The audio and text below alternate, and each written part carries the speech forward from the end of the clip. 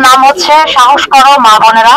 গানটা মা বোনদেরকে নিয়েই, এবং আরেকটা ব্যাপার হলো যে যারা অনেকদিন ধরে, আমি সেই সমস্ত নারীবাদের জন্য যারা বছরের পর বছর যুগের পর যুগ ধরে কাজ করছেন তাদের প্রতি শ্রদ্ধা জানিয়ে আমার এই গানটি করছি।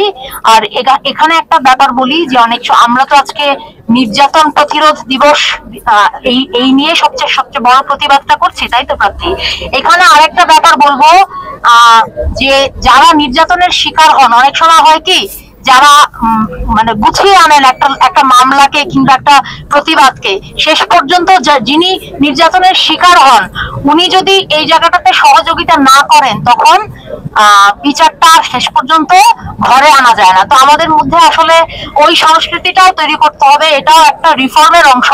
এখানেও আমরা যে শেষ পর্যন্ত ভিকটিম কেন সামনে আসলো না, এইটাকে আমরা আরো একটু সহমর্মিতার সঙ্গে দেখতে পারি এবং এটাকেও আমরা আমাদের একটা কাজের অংশ হিসেবে নিতে পারি। এখানে এই গানটির নাম হচ্ছে সাহস করো মা বোনেরা।